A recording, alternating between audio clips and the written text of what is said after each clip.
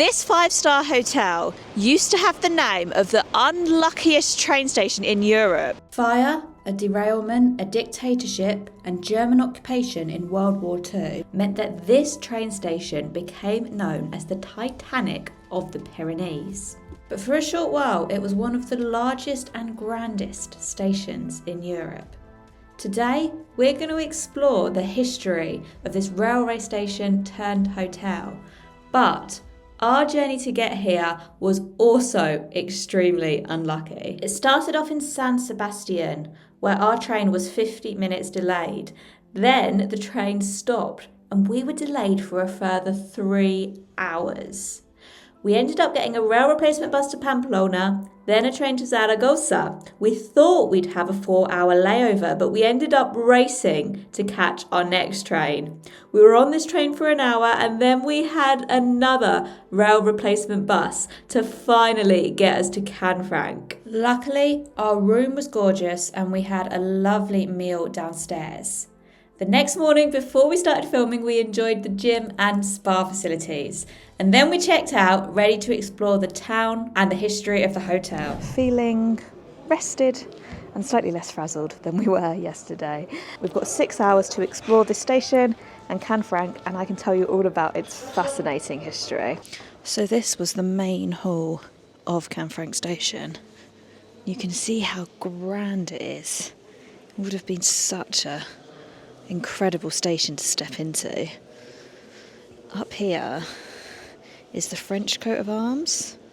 So this wing, which we slept in last night, that was actually officially French territory. But despite the fact that we are on Spanish soil, that was actually officially a part of France. And I'm going to go into this a bit more later in the video, but during the Second World War, the Nazis were actually in control of that wing.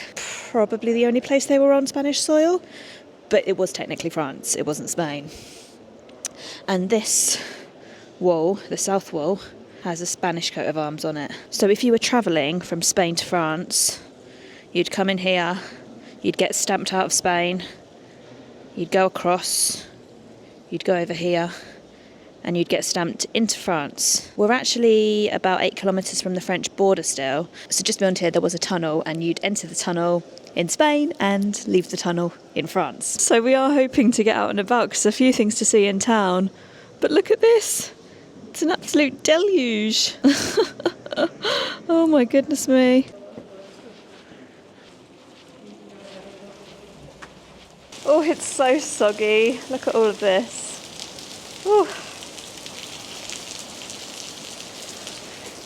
But we're a little bit undercover here. I've got some good news.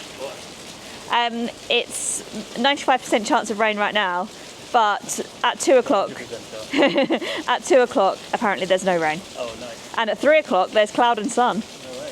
So we've got that to look forward to. So the first train in Spain was actually in the 1840s. This was in Madrid, the capital. Obviously, it took a little bit longer for them to come up here into the mountains. But in 1853, an idea was broached for a Trans-Pyrenees railway that would connect the north of Spain to the south of France. However, it wasn't until 1885 when an agreement was actually signed. This area, or the area where the border actually is called Somport. And this area was chosen as a railway line due to the natural openings between the mountains. It's actually been one of the easiest routes through the Pyrenees since Roman times. Now, for the railway line to operate, they needed to build a 7.8 metre long tunnel which would go through the mountains and effectively connect France to Spain. Work started on this in 1908 and it was completed in 1915. So it was a pretty mammoth job. And this station didn't actually open until 1922. It is 242 metres long. It's like a quarter of a kilometre. We'll walk all the way down, but you can see it's really massive. And when they first built the station and the railway, they actually did a lot of rewilding at the bottom of the mountains. So you can see it's quite foresty here now. Lots of trees. These weren't actually there at the turn of last century, but they replanted a lot of trees because you can probably see up at the top there, there's quite a lot of snow there, and there was a pretty high risk of avalanches. So this would have all been France. It's would have all been part of France. The spa, which is just there, spa and gym, that would have all been French territory. Should we walk the quarter kilometre down to the end? Should we walk from, should we walk from France to Spain? Yeah. So I'm guessing we've walked about 100 metres from the end. I'm guessing the entrance now is in the kind of middle of the station. We're sort of in the neutral area. I mean, this would have been Spain. It's only kind of past the entrance hall that it would have been France. And now we're walking past what would have been the French customs office. So if you want to do a 10-kilometre run in Canfranc, you just need to run up and down here 40 times. Oh, the mist is rolling in. So I'm pretty sure this was a warehouse used to store cargo that was transported between France and Spain. This was a major route between France and Spain, other than the railway, which we went to a couple of days ago in the north. Where are we? It would be the very south-west of France. That area is also a railway, but this would have been the other primary connection. So I'm guessing cargo would have been stored in these before it was transported either south into Spain or north into France. Last month we were in Jordan and we traced an abandoned railway there called the Hejaz Railway, which connected Syria, Jordan and Saudi Arabia. And very different, obviously, very different countries, very different cultures, but the abandoned railway vibes are here as well. So if you like videos about abandoned railways, I definitely recommend checking that one out. So why is this station called the unluckiest station in Europe? A few reasons, a few very unfortunate events happened here. The first one was a fire about 3 years after it was built. Luckily, because it had just been built, I think it was bringing quite a lot of income. It was proving to be a very important station. As I said earlier, at the time, this was the second biggest station in Europe, so it was very important to both France and Spain. So all the damage from the fire was recovered quite quickly, but it did cost 500,000 pesetas to recover all the damage. I will try and find out what that is in modern day money and I'll write it here. Oh no, the rain might be starting again. And the other reason why it's called the unluckiest railway station in the world is because in 1970, on the French side, there was a derailment. And I can't quite get my head around what was actually happening because from what I read, there was no passengers and not even a driver on board. But there was a train derailment which destroyed a bridge on the French side. And due to ongoing price pressures, cars were getting more popular, etc., they decided that the bridge wasn't worth being rebuilt. And this station has never been connected to France since. There's also some fascinating World War II history, which I will go into later. But let's have a little look at this first. So this is the Canfranc Express, and this is the Michelin star restaurant. So it's in a refurbished railway carriage. I'm not sure if this is a carriage that used to be part of the railway network, but it does look very nice. And it is called the Canfranc Express with creative Aragonese cuisine, a gastronomic journey. See up there, it's got its Michelin 2024 stamp. And then there is another restaurant here, 1928, which is the year that the station opened. And this is French and Aragonese cuisine to, I guess, represent how this was a cross-border unity at one point. And yeah, a little cheaper to dine here, but still 80 euros per head. The rain is coming down again. Oh dear.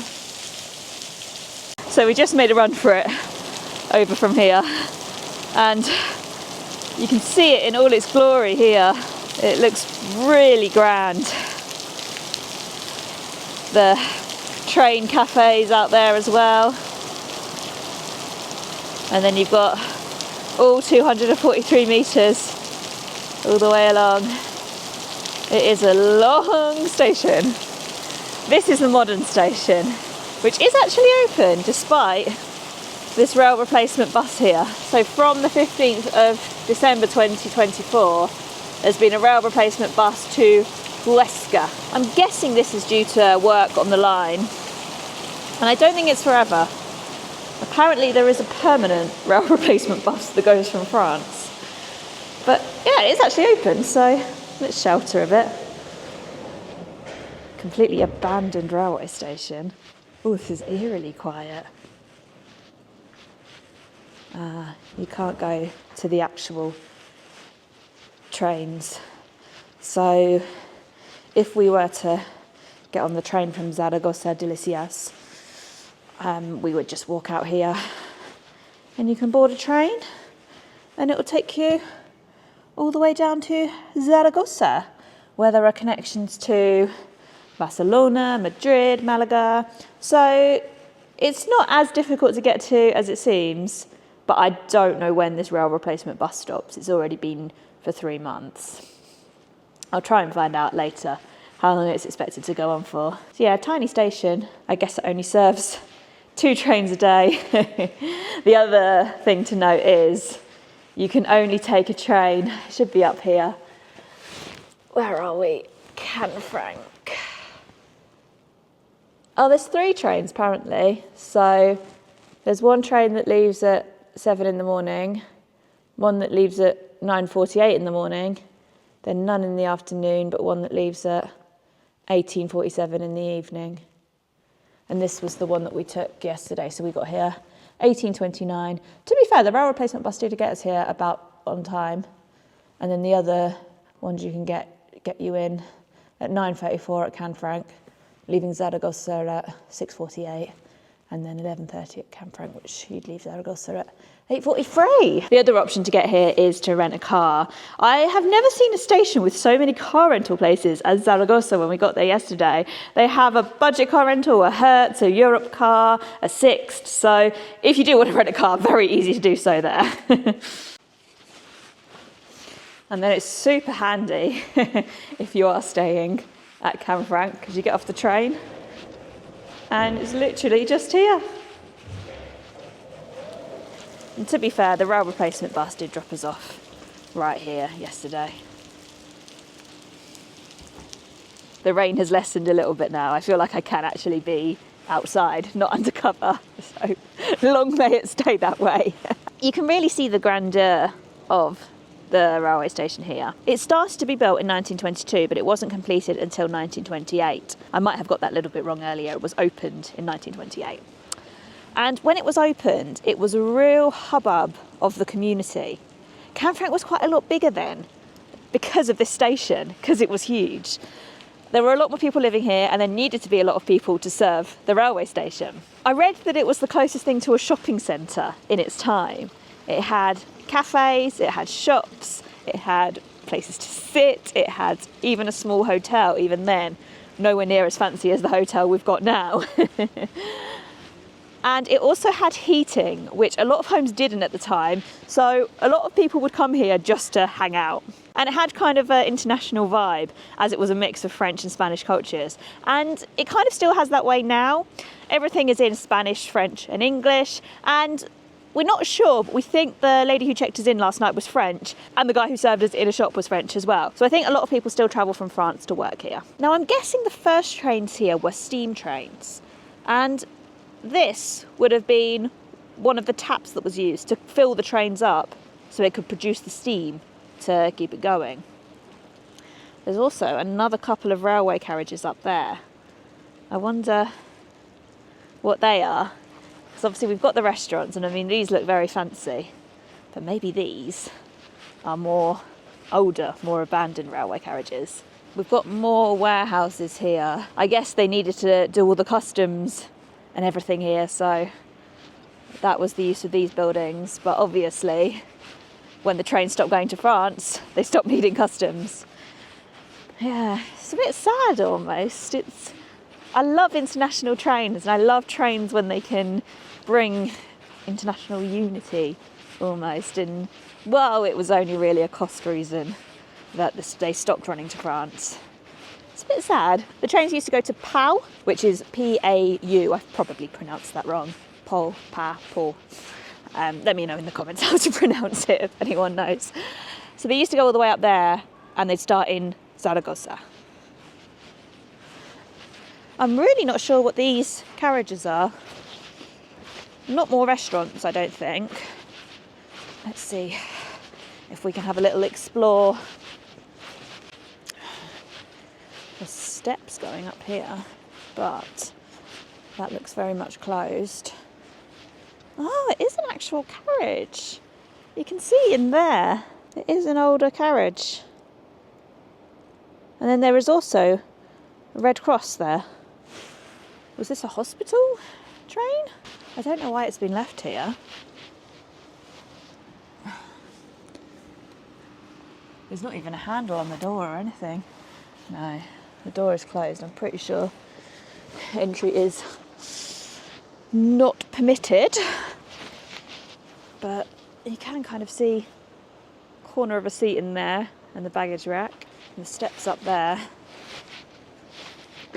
Oh, interesting. Okay. So this looks like a bed. I wonder if this was used during the war, maybe, to transport injured people. Although the fighting wasn't here. Guided tour, 1 hour 30 minutes, cost €9. See, we were told that a tour would have cost us €48 between us. So we decided not to do it. I don't know if there is another tour going on. I've not seen anything. And then this one, all the windows are boarded up. Huh. Would be really cool to go inside, but alas, I don't think it's possible. And what's almost a bit eerie is you can see where the train line goes on, but this hasn't been used since 1970. And then it's only this bit that is used. You can see here more abandoned buildings, and it really contrasts to a really fancy 5-star hotel. It's strange, really. We're going to have a little walk into the village centre, try and find some lunch, and then hopefully it'll have stopped raining enough for me to show you an interesting World War II site. Is this the River Aragon? Yeah? Ask anyone who went to a British school what's the first thing they think of when they hear Aragon. Guarantee it's Catherine.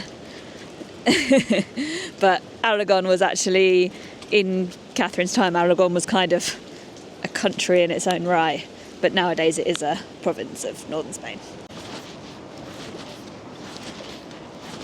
It was time to shelter for a little bit, although it does look like it's brightening up a bit now. But we've both got a delicious looking plate of ravioli in this restaurant, Café d'Anglaise, I think it's called, which English cafe, maybe, yeah.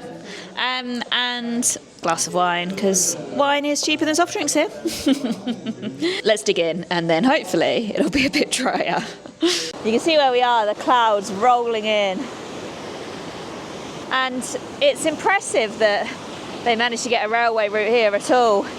You know, generally mountains are notoriously hard to build railways on. But it was because of this pass, this underpass, or like this gap between the two mountains, that enabled the railway to be built. They only had to build a tunnel that went through some mountains, and then otherwise they used this valley. We're going to go up and see the tunnel now. We're not sure, but I mentioned earlier there's a permanent rail replacement bus to France. Now this bus goes to France. It may be this permanent rail replacement. There's a few little shops and stuff in Canfranc as well. It's quite popular with hiking, and I think we aren't too far from ski slopes. Right, here we go. We've walked slightly north of where we had lunch and the hotel, and here we have the last frontier, as it was, which connected Spain to France. Now, Canfranc is still the last town in Spain on this route, and there is nowadays a road tunnel that you can go through, and it's the same kind of vibe. You go through the road tunnel here, you start here, and then when you exit the road tunnel, you're in France. So this was exactly what this was like as well. So this was where the railway track used to come through. As you can see, the track has actually been completely removed. And then it would go through to here, There's even still some lights. But obviously nowadays it is boarded up. We can't walk through and get to France. So yeah, we do have gates here prohibiting further access. You can see it go all the way down there. I guess we can walk to the gates. Oh, it's eerie, isn't it? I'm not going to lie, things like this really freak me out. I've got the heebie-jeebies.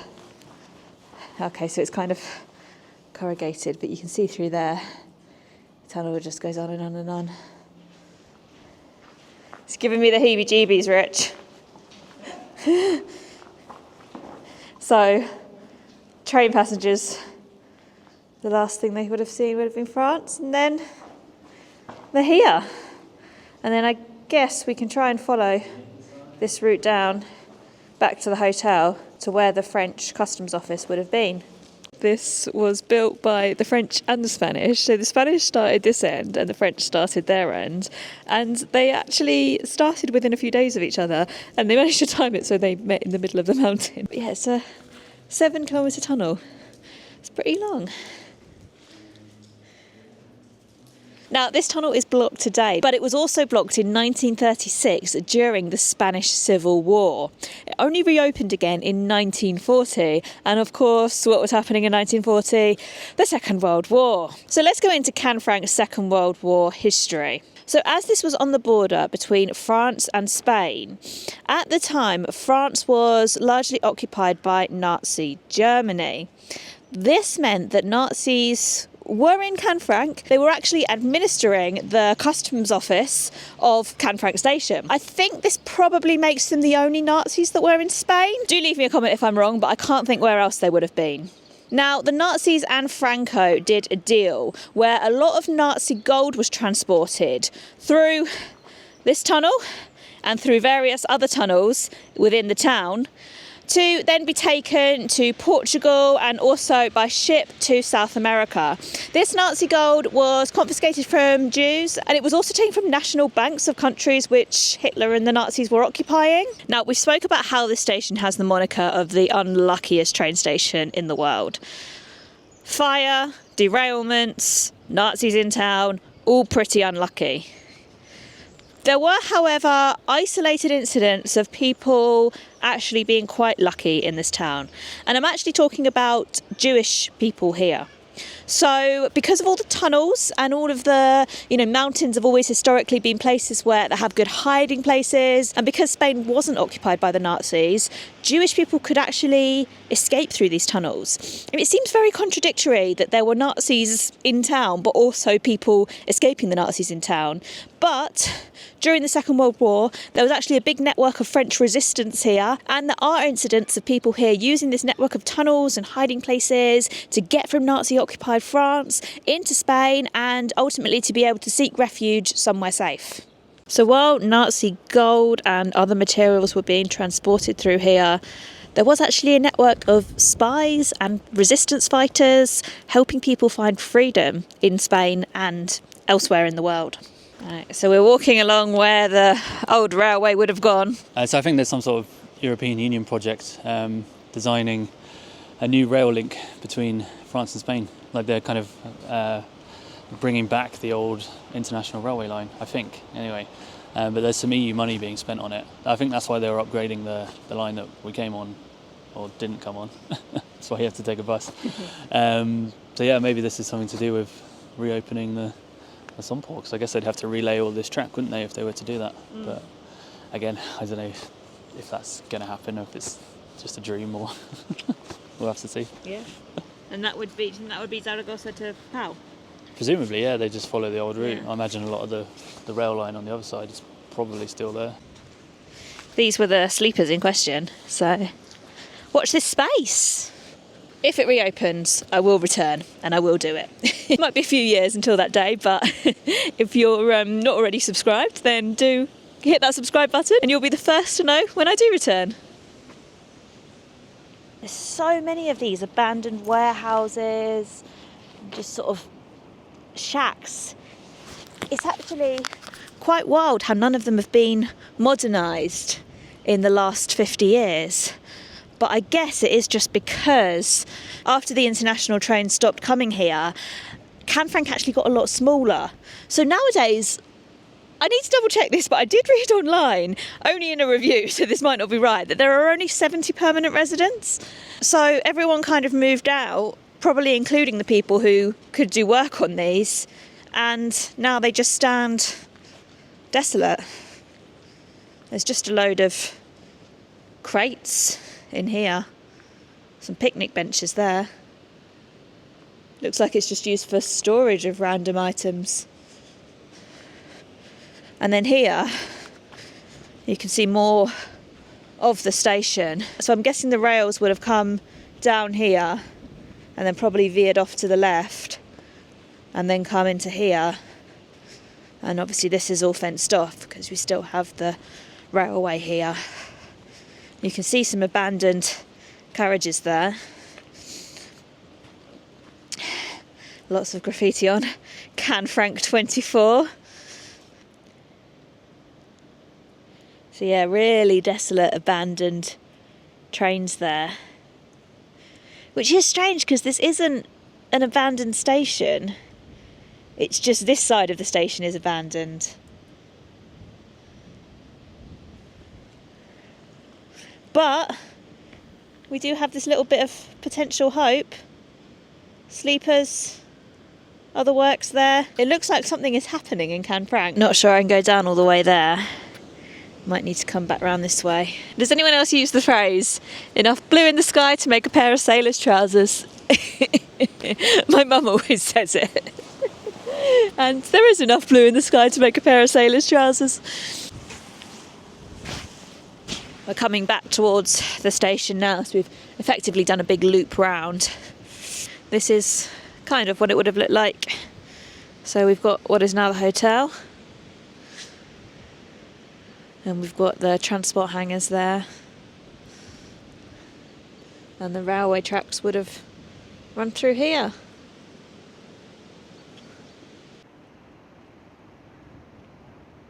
The rewilding is really interesting. Look at it. Like, these were all replanted.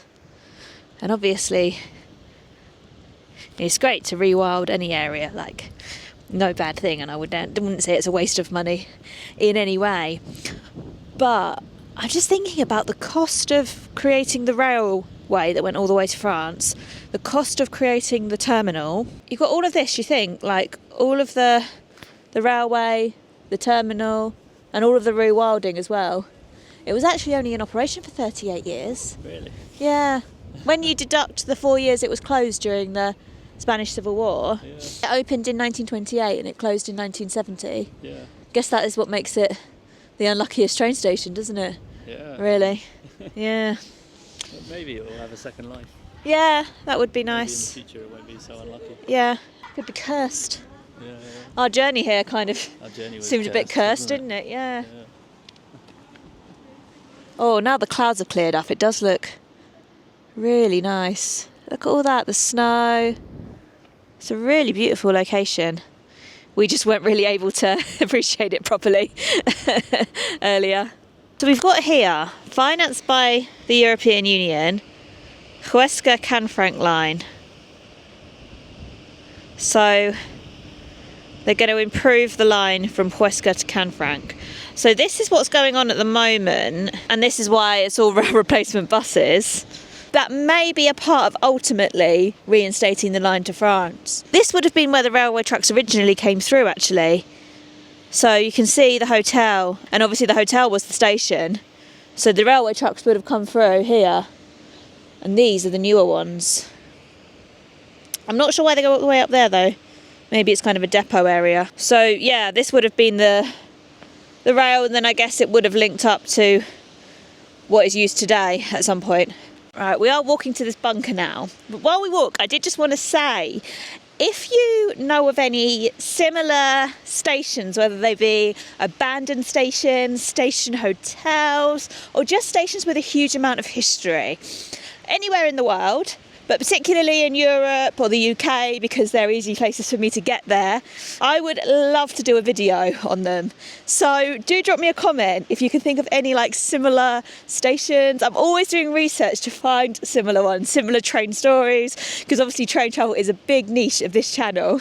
So yeah, if you have any ideas, then please do drop me a comment. I've got some exciting ideas coming up for the summer. I'll reveal those at a later date. But if you're interested in train videos, then do follow along. We can't find the bunkers, so we were hoping we'd be able to cut through here and find some, but actually I think you need to go all the way around and walk on this road up here. It's a 40-minute walk. So we might be bunkerless in this video, I'm afraid. So many abandoned buildings, and then you've got a fancy 5-star hotel. But I was watching YouTube to see if anyone else had done a video about this, and no one really had, apart from there was a clip of Railway Journeys with Chris Tarrant, which, yes, is the Chris Tarrant from Who Wants to Be a Millionaire. And he came here before this station was changed into a 5-star hotel. And he said in the video, there's talks of it being changed into a 5-star hotel, but I can't see that happening. And I mean, look at it now. So maybe this is the start of regeneration for Canfranc, because all of these buildings could be put to much better use. If the railway line is reinstated with Schengen, obviously it would be very different. There probably wouldn't be border checks, customs wouldn't be the same, so they wouldn't need all of these warehouses like you used to need them. But obviously,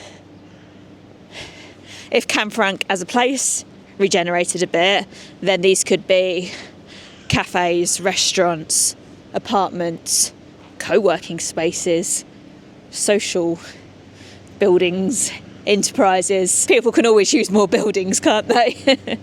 Right, we're back on the 245 metre stretch of Canfranc station. We've got some buildings there as well. Some little like ticket offices, or I don't really know what these are. Let's go and have a little look. But yeah, it is bizarre, you know, from sort of here onwards, the building itself is completely regenerated, a really, really fancy hotel, but then everything around it is really just an abandoned railway station. There's a little gap here. Can't really see much. I can't actually bend down.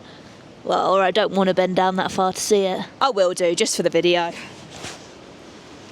Oh, my knee's gonna get wet. Yeah, probably not worth the wet knees, it's just an abandoned room with some boxes inside. Alright, and then here, this building looks a bit grander. And I mean, this looks grand. Oh, this has kind of been regenerated by the hotel, because you've got the hotel logo there. You've got a little ad for the Canfranc Express, a Michelin star hotel, let me remind you. And anywhere we can see into here? No idea what this is used for. No, it's all boarded up. And then we've got one more. Rich is also doing a video about this station. I'll link his channel in the comments. Now this sign does actually look quite new, and it says, with the serenity that intelligence gives, with the constancy that reason gives, I don't know what that means, of the work, the reopening of Canfranc. I feel like in the last couple of days I've learned so much about this station, but there is still so much mystery.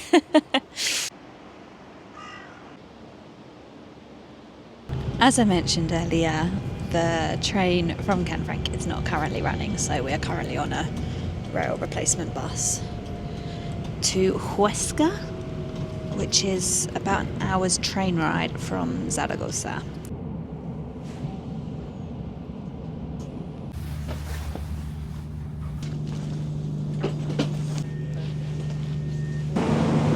We have arrived in Zaragoza.